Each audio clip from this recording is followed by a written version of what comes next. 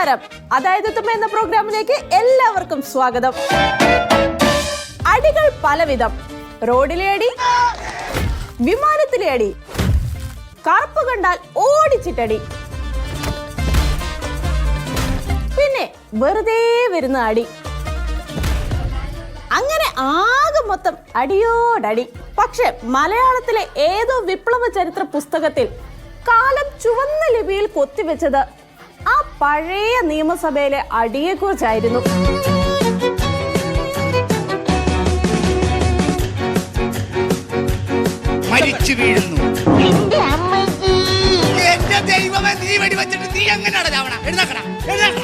എന്താ അല്ലേ, അന്ന് വിവിധ കായിക മേഖലകളിൽ വ്യക്തിമുദ്ര പതിപ്പിച്ച പ്രമുഖർക്ക് അർഹിച്ച അംഗീകാരങ്ങൾ നൽകി ആദരിക്കാനും പാർട്ടി മറന്നില്ല. ഭാവിയിൽ ഏതൊക്കെ വകുപ്പ് ആർക്കൊക്കെ കൊടുക്കണമെന്ന് മുൻകൂട്ടി തീരുമാനിക്കാനുള്ള ദീർഘവീക്ഷണമായിരുന്നു നിയമസഭയിലെ ആ കലാരൂപമെന്നും ചിന്തിക്കേണ്ടിയിരിക്കുന്നു. അഭ്യാസ മന്ത്രിനെ വിദ്യാഭ്യാസ മന്ത്രിയൊക്കെ ആക്കിയത് അതിന്റെ ഭാഗമായിട്ടായിരിക്കണം. എന്നാൽ കാലത്തിനിപ്പുറം കയ്യാങ്കളി കേസ് വീണ്ടും കുത്തിപ്പൊക്കി വിടുമ്പോൾ കഥ ഒരൽപ്പം മാറുകയാണ്. പാർട്ടിയുടെ പുതിയ പല സംഘടനകൾക്കും മികച്ച തിരക്കഥയൊരുക്കി പാർട്ടിയുടെ യശസ് അങ്ങ് ഏറിൽ നിലനിർത്തുന്നതിൽ എന്നും സുപ്രധാന പങ്ക് വഹിച്ചിട്ടുള്ള ജയേട്ടൻ തന്റെ പുതിയ കഥാസമാഹാരവുമായി വീണ്ടും എത്തിച്ചേർന്നിട്ടുണ്ട്. ജയേട്ടൻ തള്ളി തുടങ്ങുന്നതിന് മുമ്പ്, കഥ തുടങ്ങുന്നതിന് മുമ്പ് ഞാനും ഒരു ചെറിയ കഥ പറയാം. ശാന്തസുന്ദരമായ ഒരു ഭൂപ്രദേശം.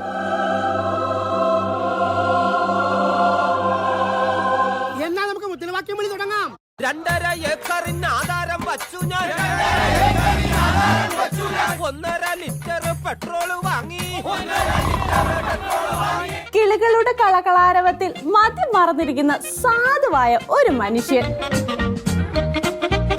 പക്ഷെ പെട്ടെന്നാണ് അത് സംഭവിക്കുന്നത്. ബജറ്റ് അവതരിപ്പിക്കണം എന്ന മോഹവുമായി നിയമസഭയിലേക്ക് നടന്നെടുക്കുന്ന ഒരു പറ്റം ആളുകളുടെ മുന്നിലേക്ക് മറ്റൊരു കൂട്ടം ആളുകൾ പറന്നെടുക്കുന്നതോടെ ആ വർഷത്തെ നിയമസഭ ഒളിമ്പിക്സിനുള്ള തിരശീല ഉയരുകയായിരുന്നു.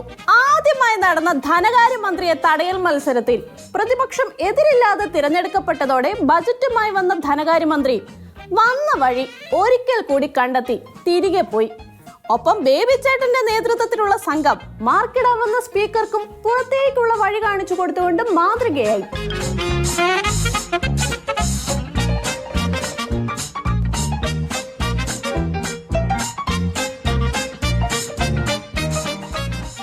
ശേഷം നിയമസഭാ ഒളിമ്പിക്സിൽ ഭരണപക്ഷത്തെ ബഹുദൂരം പിന്നിലാക്കി ഇടതനുഭാവികൾ മെഡലുകൾ വാരിക്കൂട്ടുന്ന കാഴ്ചയാണ് കാണാനുണ്ടായിരുന്നത്.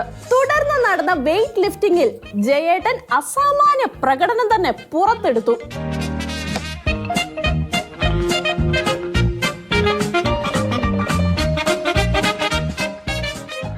ഇലക്ട്രോണിക്സ് ആൻഡ് കമ്മ്യൂണിക്കേഷൻസ് തല്ലിപ്പൊളിക്കൽ വിഭാഗത്തിൽ കുഞ്ഞഹമ്മദ് മാസ്റ്റർ വെങ്കലവും നേടി.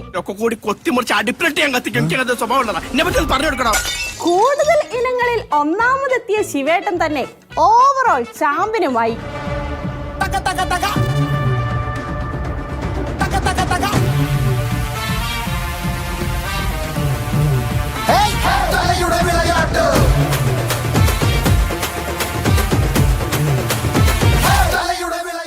ഇതേ സമയം ലിസ്റ്റിലില്ലാത്ത മത്സരങ്ങളിൽ ഒന്നാമതെത്താനുള്ള ഭരണപക്ഷത്തിന്റെ വിഫല ശ്രമവും വെറുതെ ആയില്ല. നിങ്ങൾ എന്നെ മുറുകെ പിടിച്ചില്ലെങ്കിലേ എനിക്ക് ചിലപ്പോ ഓടിക്കളയാൻ തോന്നുന്നു. പൊരിഞ്ഞ പോരാട്ടത്തിനിടയിലും എന്തൊക്കെയോ വായിച്ചുകൂട്ടി ബജറ്റ് അവതരിപ്പിക്കാൻ സന്മനസ് കാണിച്ച മാണി സാറിനെ ഒടുവിൽ സ്വന്തം പാർട്ടിക്കാർ തന്നെ വിജയായി പ്രഖ്യാപിക്കുകയും ചെയ്തു.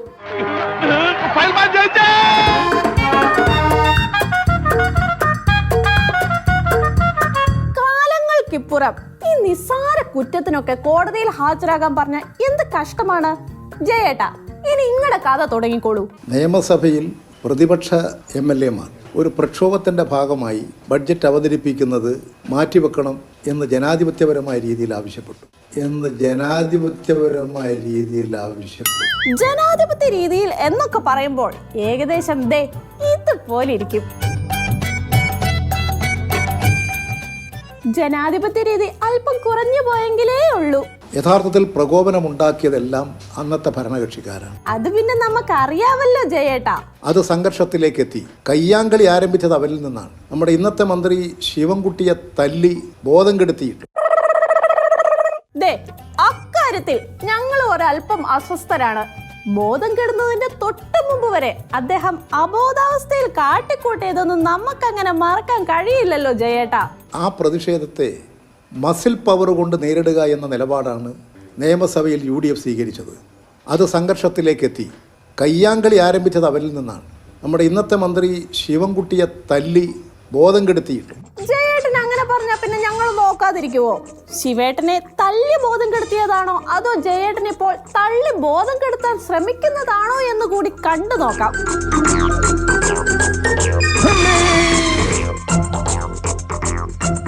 സ്വന്തമായി താഴെ വീണ് ബോധം കെടുന്നതിന് ഞങ്ങളുടെ നാട്ടിലൊക്കെ ഇതുപോലെ തല്ലി ബോധം കെടുത്തുക എന്ന് പറയും. ഇനി ശരിക്കും ബോധം പോയത് എങ്ങനെയാണെന്ന് ബോധം പോയപ്പോൾ തന്നെ ചോദിച്ച് കൺഫേം ചെയ്യണ്ടായിരുന്നു എന്റെ ജയേട്ടാ. ഞാൻ അതിന്റെ ദൃക്സാക്ഷിയല്ലേ. പിന്നെ ഞാൻ ദൃക്സാക്ഷിയായിട്ട് ഞാൻ പറഞ്ഞ അദ്ദേഹത്തിന് വേറെ ഒന്നും അദ്ദേഹത്തിന് പ്രത്യേകിച്ചിട്ടൊന്നും പറയാനില്ല. ബോധം കെട്ടി കിടക്കുന്ന ആൾ എന്ത് പറയാന്? ബോധം കെട്ടി കിടക്കുന്ന ആൾ എന്ത് പറയാന്? എന്റെ ഭാഗത്തും തെറ്റുണ്ട്. ഞാൻ അങ്ങനെ ചോദിക്കാൻ പാടില്ലായിരുന്നു. വനിതാ MLA-മാർക്ക് രക്ഷപ്പെടാൻ ഒരു UDF MLA-യുടെ കൈ കടിക്കേണ്ടി വന്നു.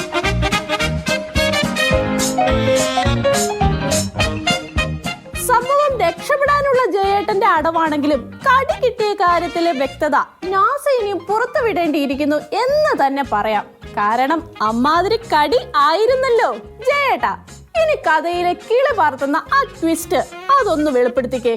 ഉമ്മൻചാണ്ടി ഗവൺമെന്റ് നിയമസഭയിൽ നടക്കുന്ന സംഭവങ്ങളെ മുഴുവൻ ചിത്രീകരിക്കുന്ന TV-യിൽ അവരുടെ അക്രമഭാഗങ്ങൾ വലിയൊരു ഭാഗം റിമൂവ് ചെയ്തു. അതിനുശേഷമുള്ള കുറെ കാര്യങ്ങൾ ആണ് ഇപ്പോൾ അവർ പ്രസിദ്ധീകരിച്ചിട്ടുള്ളത്. അല്ലെങ്കിലും ജയേട്ടന്റെ ബുദ്ധി വിമാനമാണല്ലോ.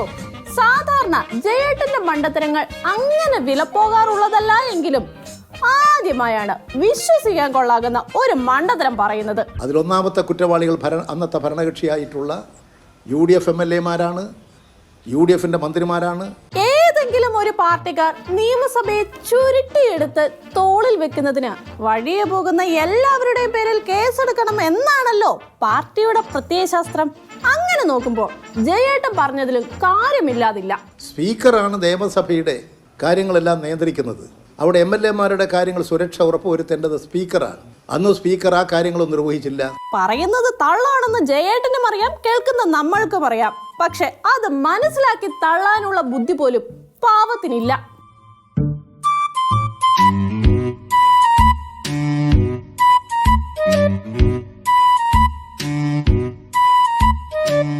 അന്ന് നിയമസഭാ ഗ്രൗണ്ട് വഴി 2 റൗണ്ട് കൃത്യമായി ഓടാൻ പാടുപെടുന്നതിന്റെ ഇടയിലാണല്ലോ ജയേട്ടൻ പറഞ്ഞ ആ നിയന്ത്രണം എന്ന സംഭവം സ്പീക്കർ പുറത്തെടുക്കേണ്ടത്.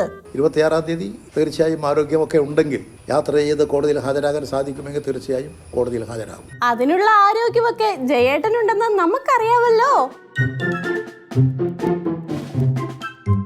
സംഭവം ജയേട്ടന്റെ കഥയ്ക്ക് ഹിറ്റ് അടിക്കാനുള്ള സ്കോപ്പൊക്കെ ഉണ്ടെങ്കിലും കഥ കേട്ട രമേശ് ചേട്ടൻ കഥയെ ചെറുതായി ഒന്ന് അപമാനിച്ചു വിട്ടു. ഇടതുമുന്നണി കൺവീനർ EP ജയരാജൻ അബദ്ധജടിലമായ നിരവധി കാര്യങ്ങൾ പത്രസമ്മേളനത്തിൽ പറഞ്ഞു. വെറും അബദ്ധം എന്ന് പറഞ്ഞ രമേശ് ചേട്ടൻ ഈ അസുഖത്തെ കുറച്ച് കാണരുത് പ്ലീസ്. ഞങ്ങൾ മന്ത്രി ശിവൻകുട്ടിയെ മർദ്ദിച്ച് എല്ലാവരുടെയും മേശപ്പുറത്ത് ഡാൻസ് കളിച്ചുകൊണ്ടിരുന്ന ശിവൻകുട്ടിയെ ആര് മർദ്ദിച്ചു? അയ്യോ രമേശ് ചേട്ടാ, ഡാൻസ് അല്ല, താണ്ഡവം. ശിവേട്ടന്റെ താണ്ഡവം എന്ന് തന്നെ പറയണം.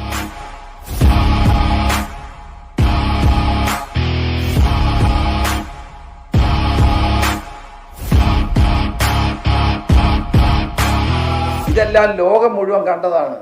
എന്നിട്ടും ജയരാജൻ ഒരു മര്യാദയുമില്ലാതെ കള്ളത്തരങ്ങൾ മാത്രം ഇന്നലെ വിളിച്ചു പറയുക, ജനങ്ങളുടെ ഓർമ്മശക്തിയെ പരീക്ഷിക്കുകയാണ്. പക്ഷെ ജയേട്ടന്റെ തിരക്കഥയിലെ അപാകത ആസ്വാദനത്തെ ബാധിക്കുന്നതല്ലല്ലോ രമേശ് ചേട്ടാ.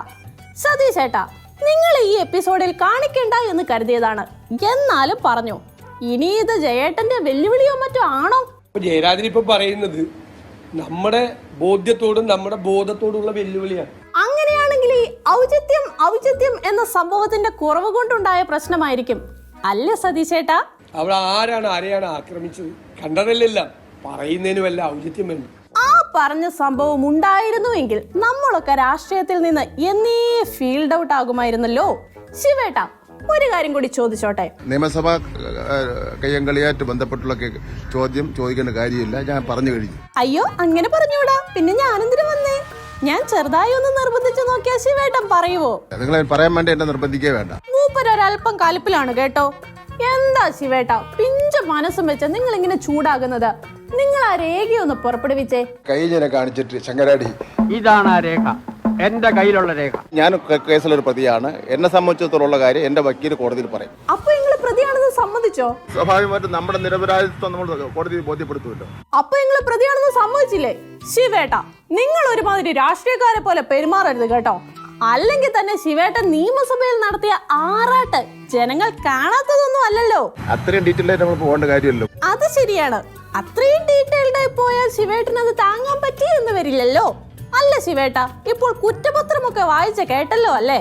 തീർച്ചയായിട്ടും പക്ഷപാതപരമായിട്ടുള്ള കുറ്റപത്രമാണ് അത്. അന്ന് UDF ഗവൺമെന്റ് മനഃപൂർവ്വം ബോധപൂർവം എടുത്തിട്ടുള്ള കേസാണ്. നിയമസഭ തല്ലിപ്പൊളിച്ച പേരിലുള്ള കണക്കൊക്കെ ഇതേ കുറ്റപത്രത്തിൽ പറഞ്ഞിട്ടുണ്ട് എന്ന് കേട്ടു. അത് നമുക്ക് ആഴത്തിൽ പരിശോധിക്കണം. അത് നിങ്ങൾ തന്നെ ആഴത്തിൽ പരിശോധിച്ച് ഒരു ഇരട്ട വരയിട്ട ബുക്കിൽ എഴുതി തന്നാ മതി. ഞങ്ങൾ സൗകര്യം പോലെ വായിച്ചോളാം. അല്ലെങ്കിൽ തന്നെ പാർട്ടിക്കാരുടെ ഇത്തരം എന്റർടൈൻമെന്റ് ഒക്കെ നിയമസഭയിൽ സവിശേഷമായ സാഹചര്യത്തിൽ നടന്ന ഏതാനും നല്ല നിമിഷങ്ങളായി മാത്രം കണ്ടാൽ മതിയല്ലോ. അത് അന്നേരത്തെ ഒരു സവിശേഷമായ സാഹചര്യമാണ്. അന്ന് നിയമസഭയുടെ ഏതെങ്കിലും ഒരു മൂലയിൽ ഉണ്ടായിരുന്നുവെങ്കിൽ ശിവേട്ടനെ മറികടന്ന് ചാമ്പ്യനാകേണ്ട ആളാണ്. ഇന്നിപ്പോൾ സ്പീക്കർ ആയതുകൊണ്ട് ഇതുപോലുള്ള സവിശേഷമായ സാഹചര്യങ്ങളൊക്കെ ഉരുത്തിരിഞ്ഞു എന്ന് വരും. ഭരിക്കുന്നത് നമ്മളായതുകൊണ്ടും കേസ് നമുക്കെതിരെ ആയതുകൊണ്ടും വരാനുള്ള വിധി കാത്തിരുന്ന് തന്നെ കാണണം.